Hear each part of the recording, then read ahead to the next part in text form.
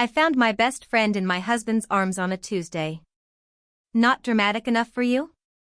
Well, let me tell you, some betrayals don't come with fireworks. They come with the sound of your coffee mug hitting the kitchen floor and the slow, horrible realization that your entire life has been a lie. But before we dive into that mess, and trust me, it gets messy, make sure you hit that subscribe button. Stories like this don't tell themselves, and your support keeps these raw, real experiences coming. Leave a comment if you've ever had your world flipped upside down by someone you trusted. I have a feeling I'm not alone in this. Let me back up. 3 months ago, my life looked pretty perfect from the outside.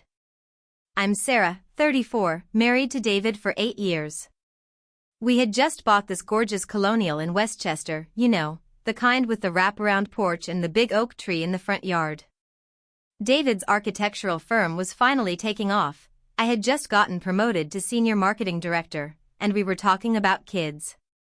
Real, actual kids. Not just the someday maybe kind of conversations, but names and nursery colors and whether we'd need a bigger car. And Emily. God, Emily was supposed to be my person. My maid of honor, my emergency contact, the friend who knew which Ben and Jerry's flavor to bring when I was having a breakdown. We'd been inseparable since college, roommates junior year, bridesmaids at each other's weddings, the kind of friendship where you finish each other's sentences and share Netflix passwords without thinking twice. She was the one who helped me pick out my wedding dress. She was there when David proposed, literally there, hiding behind a tree in Central Park with a camera because David wanted to surprise me but also wanted photos. She threw me the most beautiful bridal shower, complete with those ridiculous games where you have to guess the price of baby items, except we were all laughing because none of us had kids yet. That's the thing about betrayal. It doesn't just destroy your present, it poisons your past. Every memory gets tainted. Every shared laugh becomes suspect. Emily worked in graphic design for a small boutique firm in the city. Never made quite as much as she wanted, never got the recognition she craved. But she seemed happy enough, you know? Always talking about her latest project, always excited about some new client or creative challenge. She lived in this cute studio apartment in Brooklyn Heights, expensive as hell, but she said the view of the Manhattan skyline was worth eating ramen 3 nights a week. We had this routine. Every Thursday, girls' night at my place or hers. Sometimes we'd cook, sometimes we'd order Thai food and binge-watch whatever trashy reality show was trending. She'd complain about her dating life. Emily had this pattern of falling for emotionally unavailable men, and I'd listen and offer advice that she never took. "You're so lucky," she'd say sometimes, curled up on my couch with a glass of wine. "You and David have this perfect thing. Like, you actually talk to each other. You laugh together." When's the last time I dated someone who made me laugh? I'd brush it off. Tell her she'd find her person eventually. That she was just being too picky, or not picky enough, depending on the week. I thought it was normal friend talk. The kind of thing everyone says when they're comparing their behind the scenes to someone else's highlight reel. Looking back, I can see it now. The way her smile would tighten when David would text me during our girls' nights. How she'd make these little comments, "Must be nice to have someone who actually checks in on you," or "David's so attentive." Most guys wouldn't even notice if their wife got a haircut. I thought she was being supportive. Appreciating what I had. I had no idea she was taking inventory. The first red flag should have been the gym membership. Emily had never been into fitness. She was naturally thin, one of those people who could eat pizza for breakfast and still fit into size 6 jeans. But suddenly, last fall, she's talking about joining this boutique fitness studio. Not just any studio, the exact same one where David had been going for his morning workouts. "It's just so convenient," she said when I raised an eyebrow. "Right between my apartment and the subway. And they have this great introductory deal." Convenient. Right. Then there were the coffee dates. Emily started working from coffee shops more often, needed a change of scenery from her apartment. Fair enough, freelance life can be isolating. But somehow, she kept ending up at the Starbucks 2 blocks from David's office. She'd text me photos of her laptop setup, her perfectly arranged workspace with her fancy planner and color-coded pens. "Getting so much done here," she'd caption them. I never thought to ask why she needed to drive 45 minutes into Manhattan when there were perfectly good coffee shops in her own neighborhood. The phone calls started getting weird too. Emily would call at odd times, 7 a.m. on a Saturday, 9 p.m. on a weeknight when she knew David and I usually watched movies together. She'd have these elaborate stories about work drama or family issues that needed immediate discussion. Nothing that couldn't wait, but everything that required my full attention right that moment. "Sorry," I'd mouth to David, stepping into the other room. "Emily's having a crisis." He'd nod, understanding. That's the kind of man David was? Still is, I guess, though everything feels complicated now. He never complained about my friendship with Emily, never made those passive-aggressive comments that some husbands make about their wives' friends. He genuinely liked her, thought she was funny and creative and a good friend to me. That trust, that openness. I think that's what made it so easy for her. The breaking point, or what I thought was the breaking point, came in February. Emily had been dating this guy Marcus for about 3 months, longer than her usual pattern.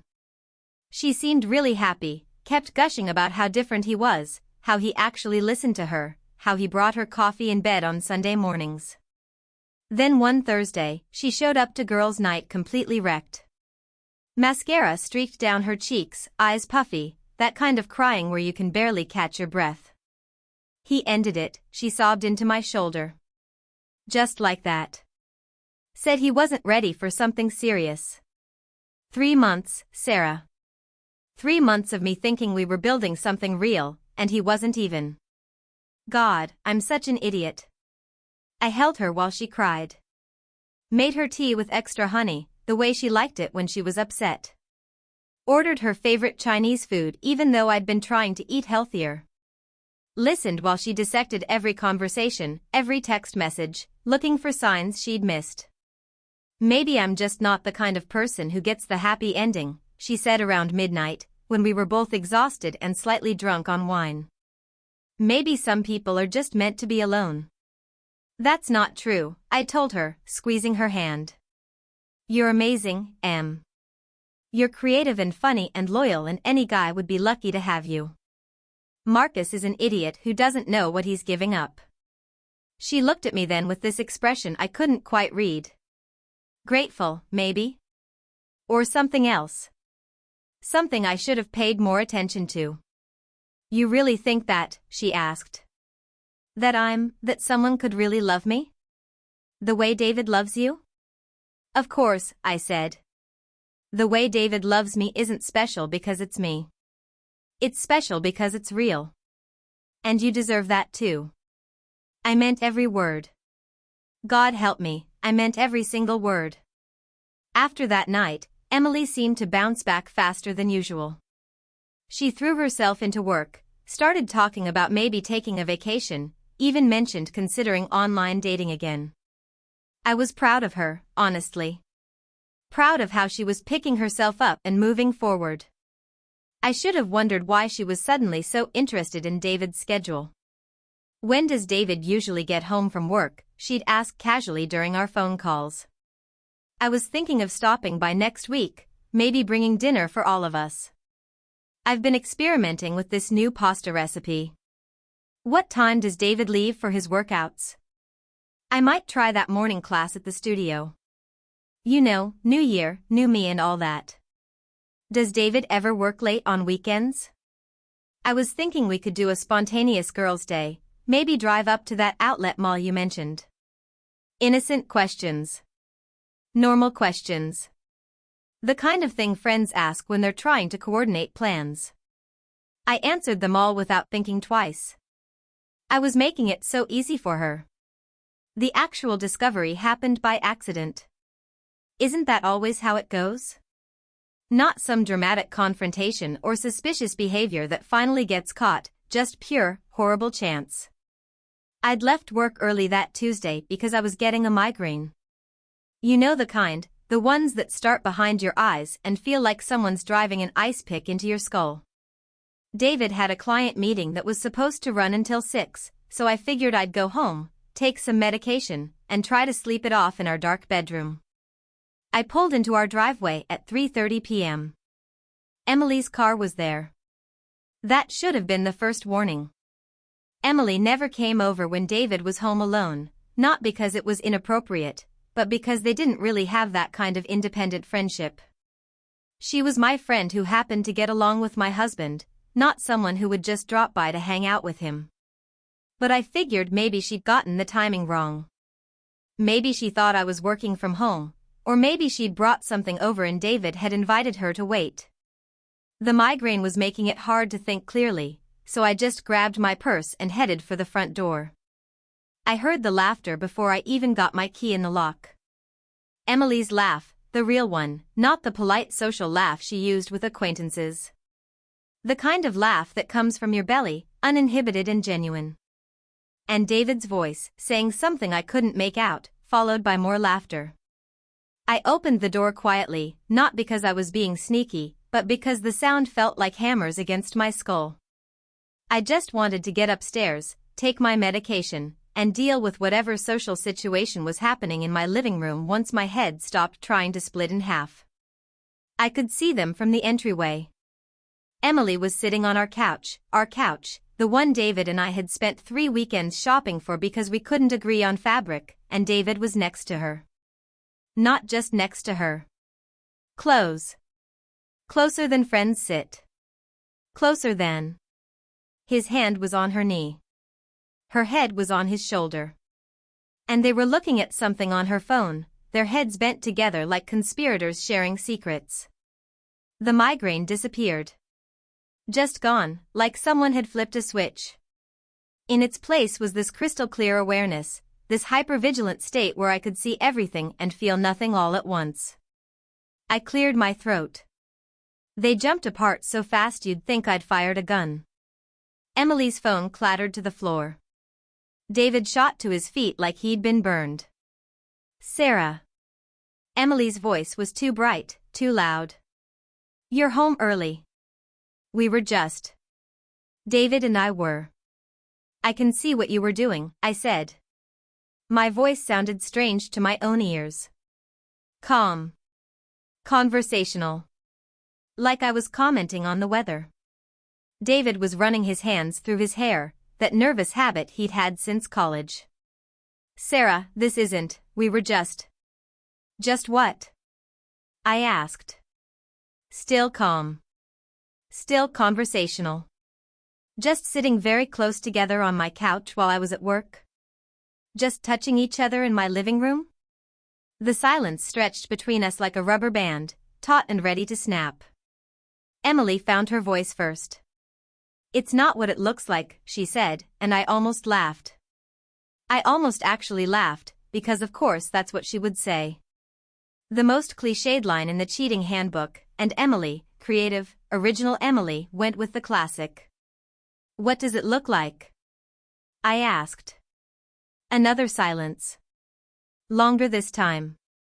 David sat back down heavily, his head in his hands. Sarah. How long?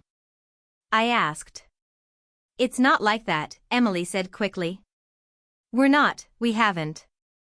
How long? David looked up at me then, and I saw something in his eyes that made my stomach drop. Guilt, yes. Shame, definitely. But also, relief? Like he'd been carrying something heavy and was finally allowed to set it down. 2 months, he said quietly. 2 months. 8 weeks. 60 days of my husband and my best friend, what? Meeting in secret? Texting behind my back? Planning their conversations and their coincidental encounters and their shared lies? 2 months, I repeated. Since when? Since Emily's breakup with Marcus. And there it was. The piece that made everything click into place. Emily hadn't been heartbroken about Marcus. She'd been setting the stage. The crying, the vulnerability, the late-night conversation about deserving love, all of it had been performance. I auditioned for the role of the woman who needed comfort, who deserved David's attention, who had been wronged by love and therefore deserved to take someone else's. Did Marcus even exist? I asked Emily. She looked like I'd slapped her. Of course he existed. Sarah, you can't think that I would. I don't know what you would do anymore, I said. I thought I knew, but clearly I was wrong about a lot of things. I walked to the kitchen and poured myself a glass of water. My hands were steady. Everything about me was steady, which was weird because I felt like I was falling from a great height with no ground in sight. Behind me, I could hear them whispering.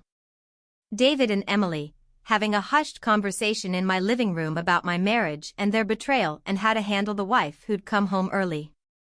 I took a sip of water and turned around. I want you to leave, I said to Emily. Sarah, please, let me explain. I want you to leave my house. Now. She looked at David, like she expected him to intervene. To protect her. To choose her. He was staring at the floor.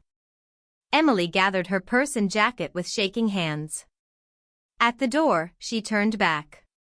Sarah, I never meant for this to happen. You have to believe me.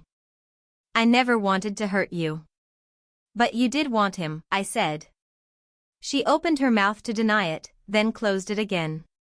For the first time in our 15-year friendship, Emily had nothing to say. After she left, David and I sat in silence for a long time. The afternoon light was slanting through our windows, illuminating dust motes that danced in the air like tiny ghosts. Everything looked the same as it had that morning, but nothing would ever be the same again. Are you in love with her? I asked finally. David was quiet for so long I thought he wasn't going to answer. Then, I don't know. It was honest, at least. Brutal, but honest. Do you love me? Yes. No hesitation this time. Sarah, yes.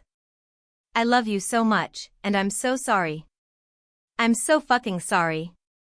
But you don't know if you love her too. It's complicated. It's really not, I said. Either you love her or you don't. Either you want to be married to me or you don't. Either you chose to betray me or it just happened to you like some kind of natural disaster you had no control over. He flinched. It wasn't. I didn't plan it. But you did it. Yes. For 2 months. Yes.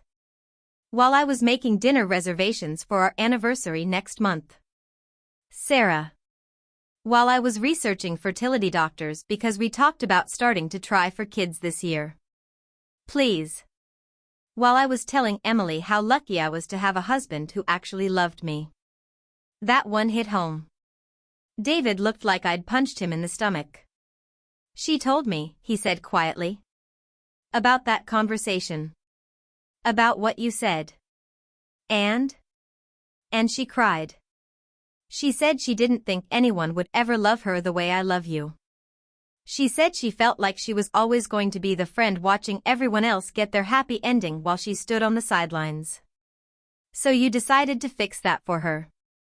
I decided to comfort her. By fucking her? We didn't. What did you do then? For 2 months, what exactly have you been doing? David rubbed his face with both hands. Talking. Meeting for coffee. Going for walks. She'd text me when she was having a bad day, and I'd meet her. Just to talk. And today? Today she came over because she said she needed to tell me something important. She said she couldn't keep pretending everything was fine between us when there were all these feelings. What feelings? She said she thought she was falling in love with me. And God, Sarah, I kissed her. She was crying and telling me how much our friendship meant to her, and how confused she was, and I kissed her. The glass slipped from my hand and shattered on the kitchen floor. Water and pieces of glass scattered across the tiles like a broken constellation. Neither of us moved to clean it up. "Do you want to be with her?" I asked. "I want to be with you," David said. "I married you. I chose you. I love you." "That's not what I asked." He was quiet again. "Then, I don't know what I want anymore." I nodded. It was the answer I'd expected, even if it wasn't the one I'd hoped for. "I'm going to stay at my sister's tonight," I said.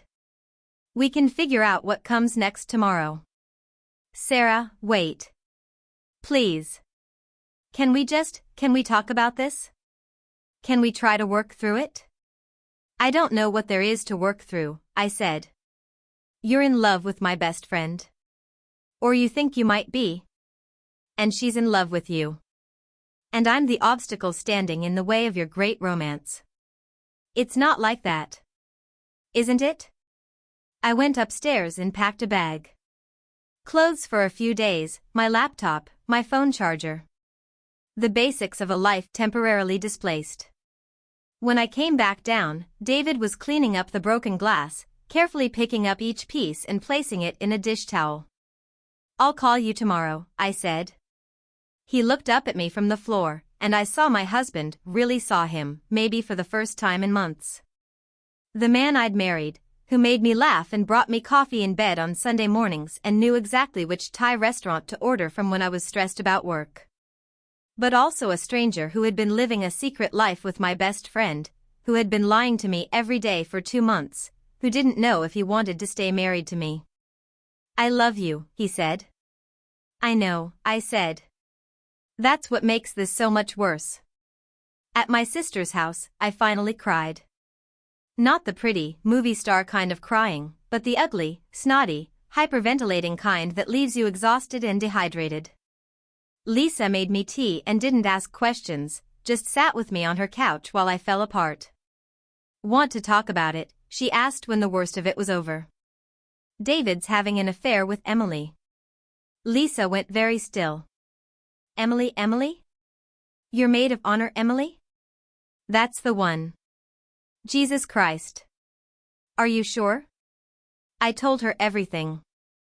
The whole sordid story, from the gym membership to the broken glass in my kitchen. Lisa listened without interrupting, occasionally refilling my mug or handing me tissues. "What are you going to do?" she asked when I finished. "I have no idea." "Do you want to save your marriage?" "I don't know if there's a marriage left to save." That night, I lay awake in Lisa's guest room and tried to figure out how I'd missed it. How my husband and my best friend had fallen for each other right in front of me, and I'd been so oblivious that I'd actually encouraged it. Every conversation replayed in my head. Every phone call, every coffee date, every time Emily had asked about David's schedule or shown up at places where she might run into him. The signs had been there, flashing neon signs, apparently, and I'd missed them all. But had I missed them? Or had I seen them and chosen not to see them? There's something terrifying about admitting that the people closest to you are capable of betraying you. It's easier to explain away the inconsistencies, to give everyone the benefit of the doubt, to trust that the people who say they love you actually mean it. The next morning, Emily called. I almost didn't answer. Her name on my phone screen felt like a violation, like she was intruding on the tiny bit of peace I'd managed to find in my sister's guest room. But curiosity won out. "Sarah?" Her voice was small, tentative. "Can we talk? Please?" "I don't think that's a good idea." 5 minutes. Just give me 5 minutes to explain. Against my better judgment, I agreed to meet her at a diner near Lisa's house. Neutral territory, public space, witnesses if things got ugly. Emily was already there when I arrived, sitting in a corner booth with her hands wrapped around a coffee mug like it was keeping her warm. She looked terrible, red eyes, no makeup, hair pulled back in a messy ponytail. For a moment, I felt that old instinct to comfort her, to ask what was wrong and how I could help. Then I remembered why we were there. Thank you for coming, she said as I slid into the opposite side of the booth. You have 5 minutes. Emily took a shaky breath. I need you to know that I never planned this. I never set out to steal your husband or ruin your marriage or any of the things you must be thinking. But you did steal my husband. And you did ruin my marriage. It just happened, Sarah. We were spending time together because I was going through a rough patch, and David was being kind to me, and somewhere along the way it became something else.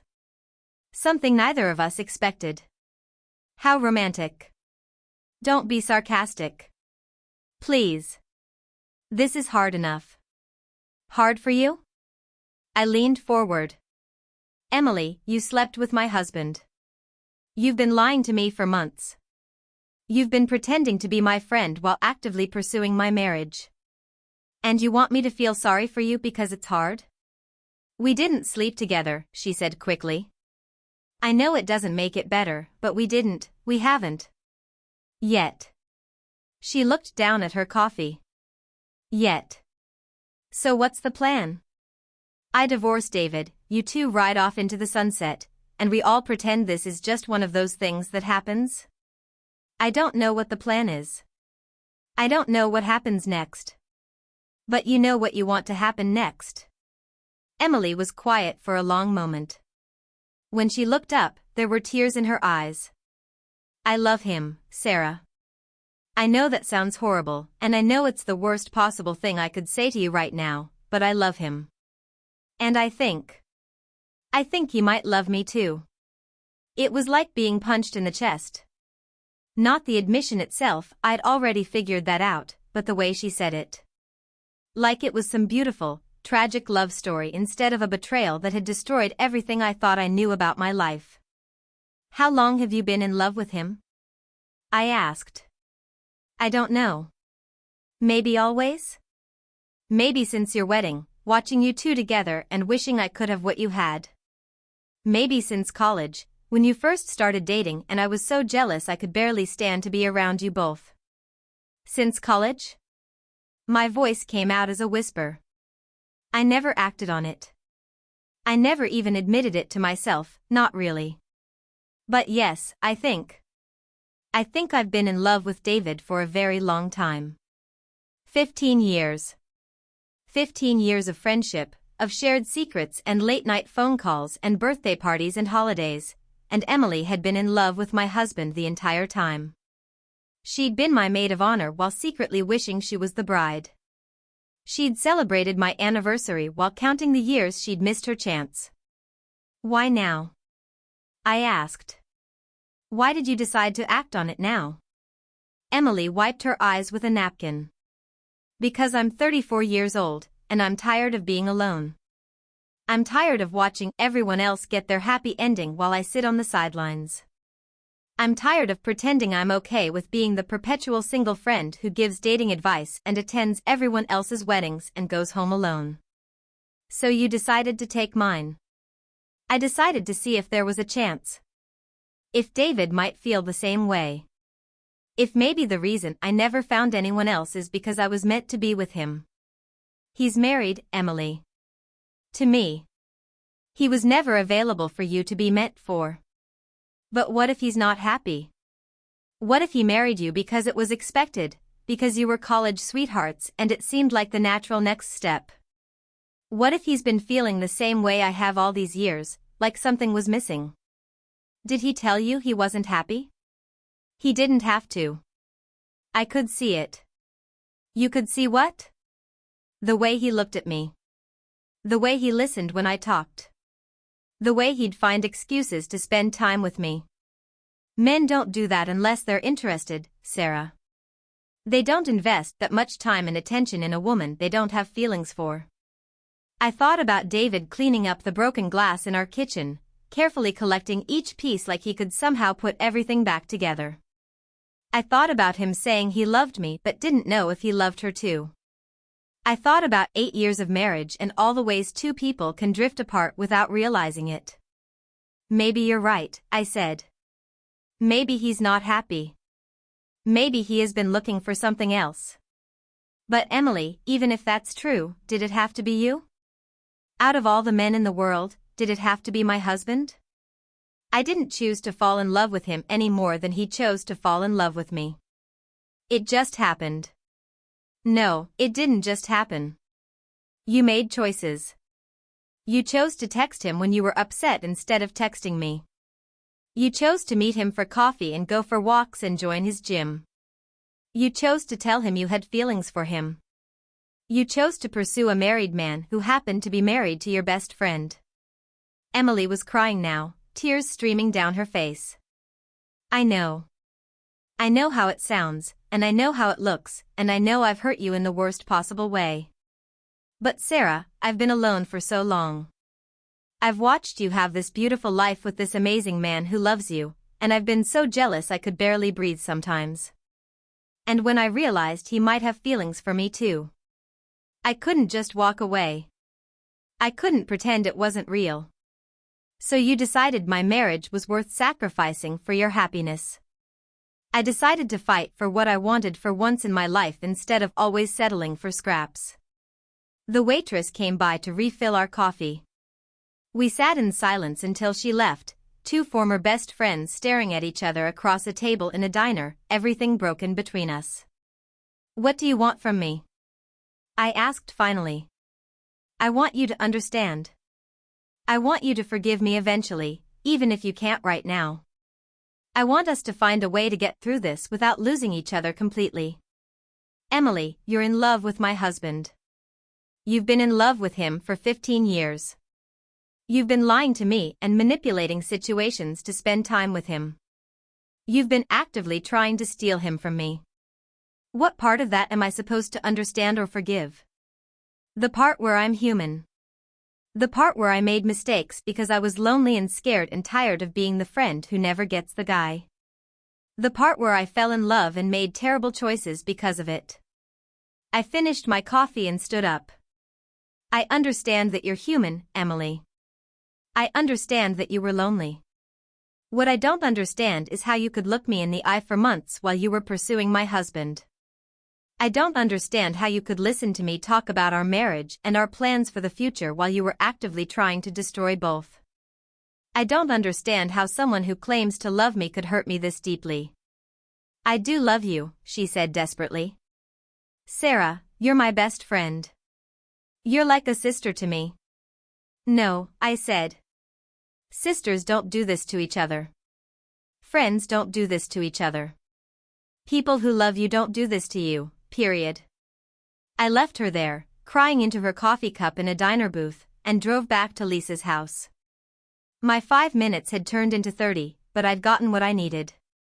Not closure, exactly, but clarity.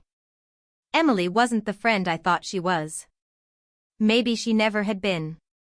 That afternoon, David called. Can you come home? He asked. Please? I need to talk to you, and I need to do it in person. I don't know if I'm ready for that. I know. But I need to try. I need to at least try to explain, and to figure out if there's a way to fix this. I drove home slowly, taking the long way through neighborhoods I'd driven through 1,000 times before. Everything looked normal, kids playing in front yards, people walking dogs, the ordinary rhythm of suburban life continuing as if the world hadn't shifted on its axis. David was waiting on the front porch when I pulled into the driveway. He looked like he hadn't slept, and I realized I probably looked the same way. Thank you for coming, he said as I walked up the steps. This is still my house too. Is it? I mean, do you still want it to be? It was a fair question. I honestly didn't know the answer. Inside, David had cleaned everything. The broken glass was gone, the dishes were done, the living room was vacuumed. Like he thought he could clean up our marriage along with the house. We sat at the kitchen table, the same table where we'd had coffee that morning, back when I still thought I knew who my husband was. I ended it, David said without preamble. With Emily. I called her this morning and told her it was over, that I was going to fight for my marriage. Did you mean it? Yes. No. I don't know. He ran his hands through his hair again. Sarah, I'm so confused right now. I love you. I've always loved you. But Emily, there's something there too. Something I don't fully understand. What kind of something? She sees me differently than you do. When I'm with her, I feel like a different version of myself. More interesting, maybe. More. I don't know. More. It hurt to hear, but I appreciated the honesty. And with me you feel like less? With you I feel like myself. The regular version of myself. The one who comes home from work tired and watches too much TV and forgets to take out the garbage. The one who's been with the same woman for 8 years and sometimes wonders if this is all there is. So you thought you'd find out by having an affair. I thought I'd find out by spending time with someone who made me feel alive again. And did you? Feel alive? David was quiet for a long time. Yes, he said finally. But also guilty. And confused. And like I was betraying not just you, but myself.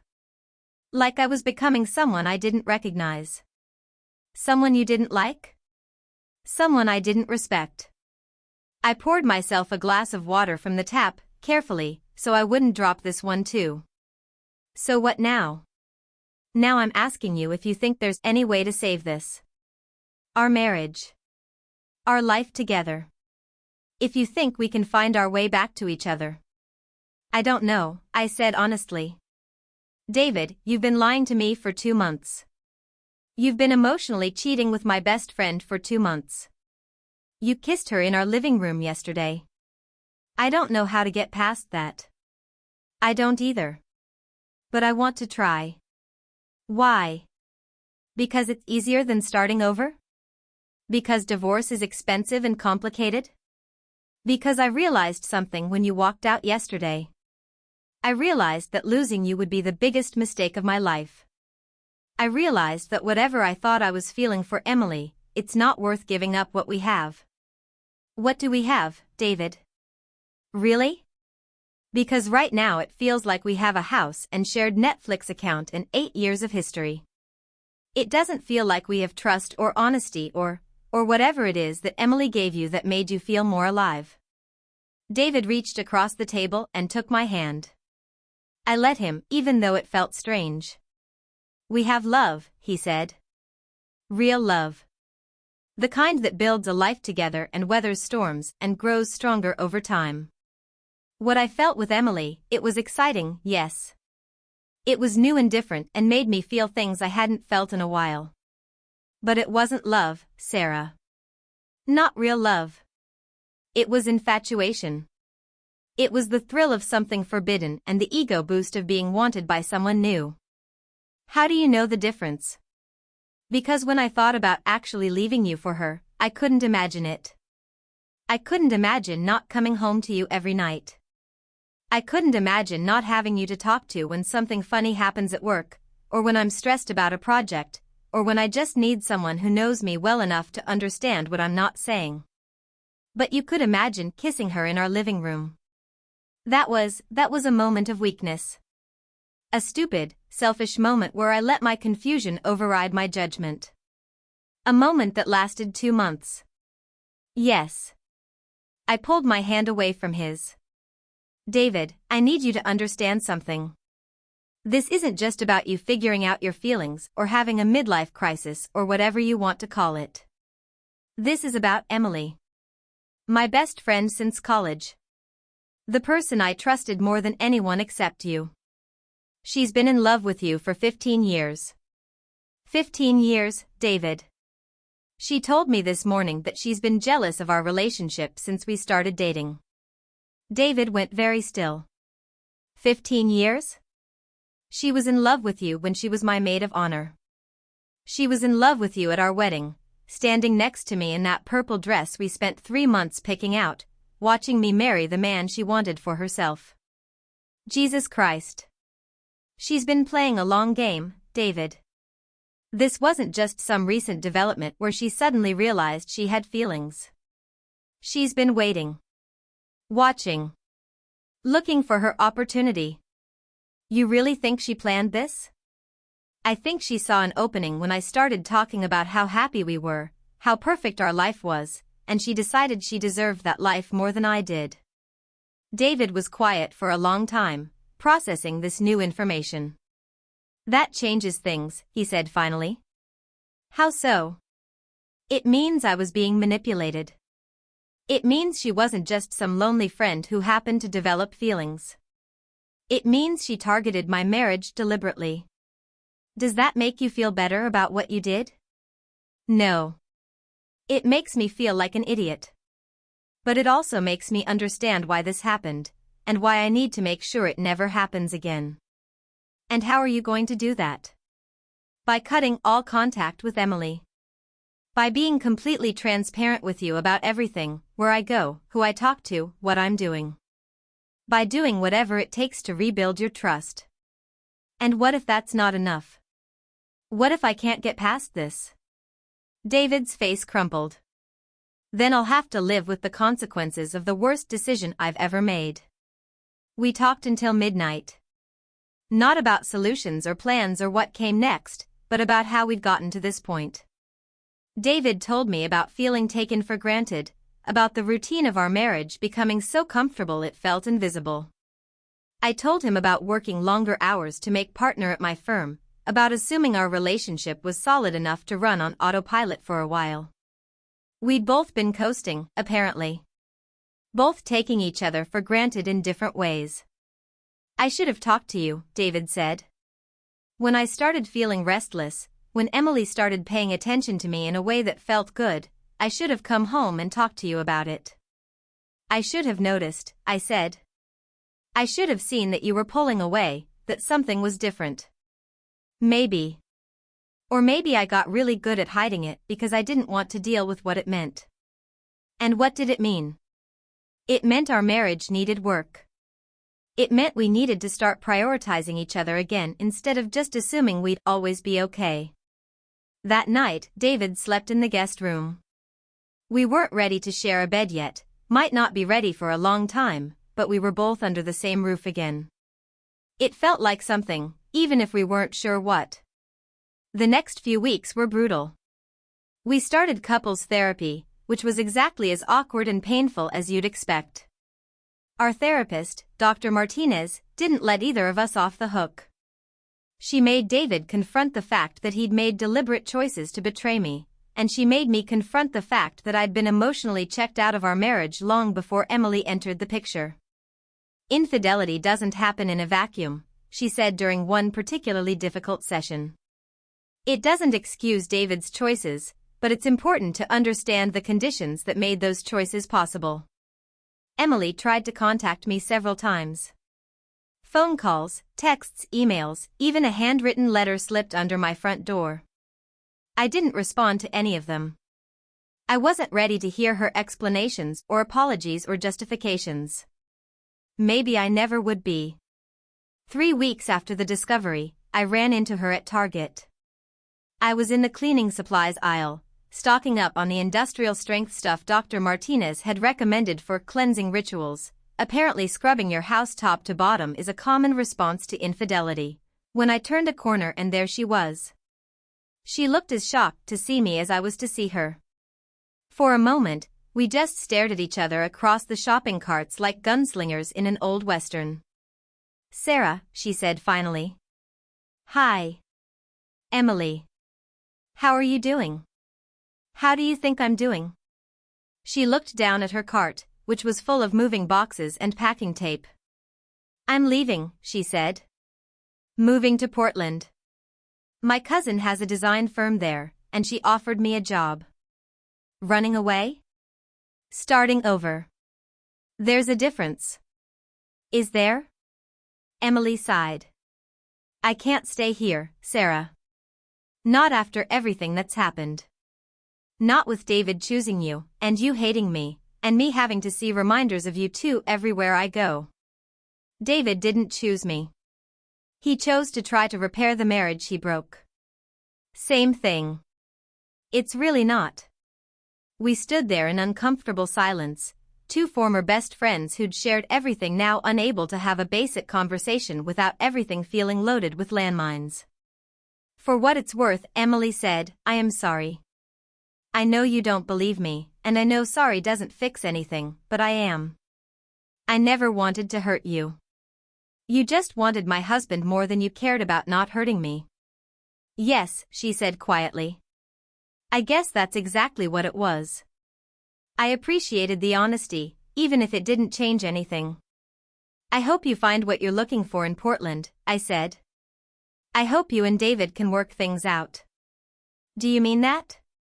Emily was quiet for a moment. I want you to be happy, Sarah. I always have. I wanted to be happy too, and I went about it in the worst possible way. Yes, you did. I left her there in the cleaning aisle with her boxes and her guilt and her one-way ticket to Oregon. I never saw her again. Dr. Martinez says healing isn't linear. Some days David and I felt like we were making progress, having honest conversations, laughing together again, remembering why we fell in love in the first place. Other days the hurt and anger felt fresh as ever, like I was discovering the affair all over again. The hardest part wasn't forgiving David. It was learning to trust him again. Every time he was late from work, every time his phone buzzed with a text, every time he seemed distracted or distant, my mind would go to the worst possible place. Was he thinking about Emily? Was he regretting his choice to stay? Was there someone else? Trust has to be rebuilt brick by brick, Dr. Martinez told us. And David, every time you honor a commitment to Sarah, every time you come home when you say you will, every time you're transparent about your whereabouts, every time you choose your marriage over anything else, you're laying another brick. 6 months later, we were in a different place. Not the same place we'd been before, that relationship was gone forever, killed by 2 months of lies and betrayal. But we were building something new. Something more honest, maybe. Something that required more effort but felt more intentional. David changed jobs. His old firm had too many memories, too many places where he'd received texts from Emily or made plans to meet her. The new position paid slightly less but came with better work-life balance, which meant more time for us to focus on rebuilding. I made partner at my firm 3 months after Emily moved to Portland. David was the first person I called with the news, and he left work early to take me to dinner at the restaurant where we'd had our first date. It felt symbolic somehow, coming full circle, remembering who we were before everything got complicated. I'm proud of you, he said over dessert. I know this year has been hell, and you've still managed to achieve everything you worked for. It almost didn't feel worth it, I admitted. When everything was falling apart, work felt meaningless. Success felt meaningless. And now? Now it feels like I'm building something. Not just rebuilding our marriage, but building a life I actually want to live. David reached across the table and took my hand, the same gesture he'd made months earlier in our kitchen, but different now. More tentative, more grateful. I love you, he said. The real you. Not some idealized version or some fantasy of who you could be. Just you, exactly as you are. Even when I'm angry and suspicious and difficult? Especially then. Because that's real too. That's part of loving someone, loving all of them, even the parts that are hard. A year later, Emily sent me a wedding invitation. I stared at it for a long time, sitting at my kitchen table with my morning coffee. Emily Patterson was marrying someone named James Rodriguez in a small ceremony in Portland. The invitation was beautiful, elegant calligraphy on thick paper, the kind of invitation that costs more per piece than most people spend on dinner. There was a handwritten note on the back, Sarah, I know this might seem strange, but I wanted you to know. James is nothing like David. He's his own person, and I love him for who he is, not for who I wish he could be. I've learned the difference. I hope you're happy. I hope you and David are building something beautiful together. With love and regret, Emily. I showed the invitation to David that evening. Are you going to go? He asked. No. Are you surprised she invited me? No. Emily always believed in grand gestures. She probably thinks this is her way of showing you she's moved on, that what happened between us wasn't real love. Do you think it was real love? David considered the question seriously. He'd learned not to give easy answers to hard questions. I think it was real feeling, he said finally. Real attraction, real chemistry, real connection. But love? Real love isn't just about feeling. It's about choice. It's about showing up even when it's hard, especially when it's hard. It's about building something together instead of just enjoying the rush of something new. Is that what we have now? Real love? I think we're building it. Every day, we're choosing it. And yeah, I think that's more real than anything I felt with Emily. I threw the invitation away that night, but I kept the note. Not out of sentimentality, but as a reminder. A reminder that people can change, that mistakes don't have to define you forever, that forgiveness doesn't require forgetting but it does require letting go. Dr. Martinez graduated us from couples therapy around the same time. You've done the work, she said during our final session. Both of you. You've learned to communicate honestly, to prioritize your relationship, to rebuild trust. You've created something new together. But we're not the same as we were before, I said. No, you're not. You're better. You're more intentional. You know now that marriage requires active choice, not just passive assumption. That night, David and I went for a walk around our neighborhood. It was early fall, the kind of evening where the air smells like leaves and possibility. We held hands, something we'd had to relearn how to do without it feeling forced or performative. Do you ever wonder what would have happened if I hadn't come home early that day? I asked. Every day, David said. And I'm grateful you did. Not because I was ready to end things with Emily, I honestly don't know what would have happened if you hadn't caught us. But because it forced us to deal with problems we'd been ignoring for too long. Problems we might never have addressed otherwise. Problems that might have killed our marriage slowly instead of almost killing it quickly. We walked in comfortable silence for a while, past houses where other couples were probably having their own struggles and triumphs and ordinary moments. Life continuing, as it always does. Sarah? David said as we turned back toward our house. Yeah? Thank you. For what? For fighting for us. For not just walking away when it would have been easier. For doing the work even when you weren't sure it would be worth it. Thank you for being worth fighting for. And he was. Not perfect, neither of us was perfect. But worth fighting for. Worth rebuilding with. Worth choosing, every day, even when it wasn't easy. 2 years later, we renewed our vows in our backyard. Not because we needed to prove anything to anyone else, but because we wanted to make promises to each other that reflected who we'd become and what we'd learned. The guest list was small, immediate family, a few close friends, Dr. Martinez and her husband.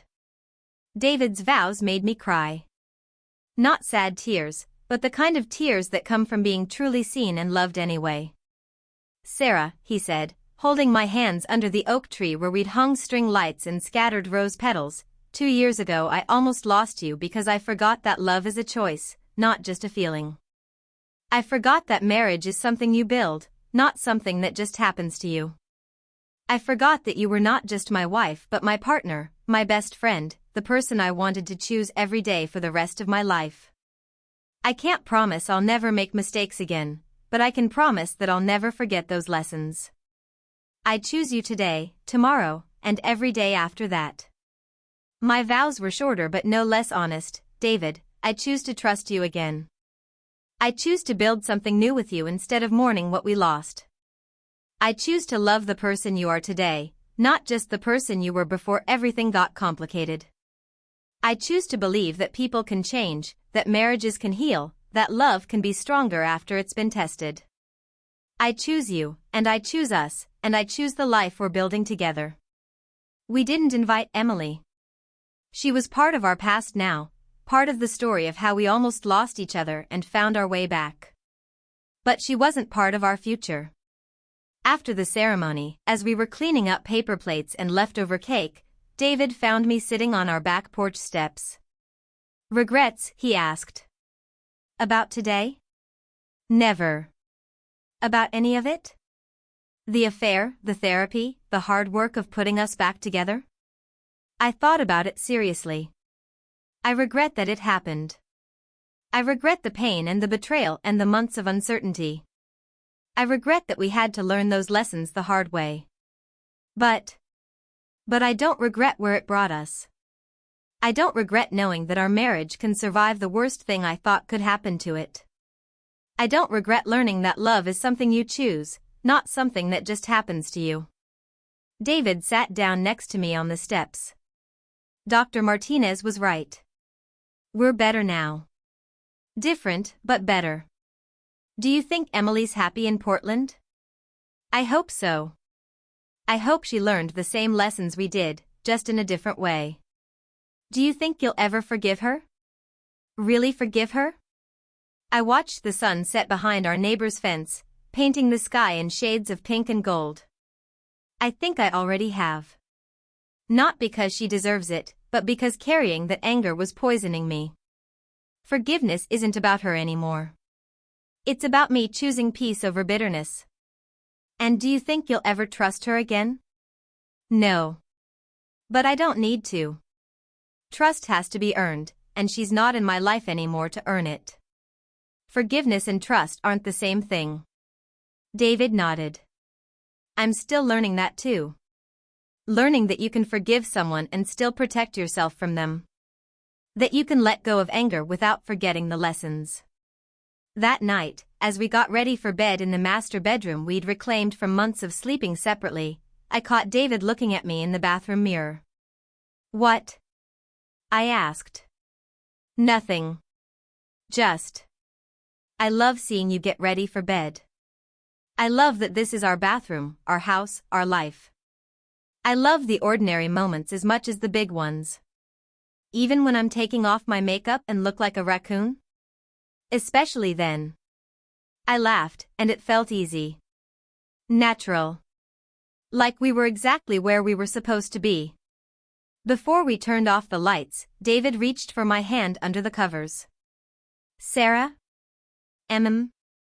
Thank you for giving us a second chance. Thank you for being worth it." And he was. We were. Not perfect, not without scars, but real and honest and intentional in a way we'd never been before. 6 months ago, I got a text from an unknown number. "Sarah, this is Emily. I know we haven't spoken in years, but I wanted you to know that James and I are expecting our first baby. I also wanted to tell you that I think about you often, and I hope you and David are happy. I hope you've built something beautiful together. I know I don't deserve a response, but I needed to tell you that loving James taught me the difference between real love and the obsession I felt for David. Real love doesn't require destroying someone else's happiness. I'm sorry it took me so long to learn that lesson. I hope you're at peace." I showed the text to David. "Are you going to respond?" he asked. "I don't think so. But I'm glad she sent it." "Why?" "Because it means she finally learned what we learned. That love isn't about taking. It's about building something together." I deleted the text, but I kept the sentiment. Emily had found her own version of what David and I rebuilt together. She'd learned that real love doesn't require betrayal or theft or destruction. She'd learned to build instead of steal. And us? We kept building. Every day, we kept choosing each other. Every day, we kept proving that love is stronger than betrayal, that marriages can heal, that second chances are sometimes the most beautiful gifts we can give each other. Not because we're perfect, but because we're real. Because we showed up for the hard work of loving each other not just in the easy moments, but in the moments that tested everything we thought we knew about love. And that, I think, is what real love actually looks like. Not the fantasy version Emily had been chasing for 15 years, but the daily choice to build something beautiful together, even when it's hard. Especially when it's hard. If you've made it this far, thank you for listening to my story. If you've been through something similar, betrayal by a friend, an affair, the long work of rebuilding trust, I'd love to hear from you in the comments. Sometimes the most healing thing is knowing you're not alone in the mess and the beauty of human relationships. And if you haven't already, hit that subscribe button. Stories like this matter.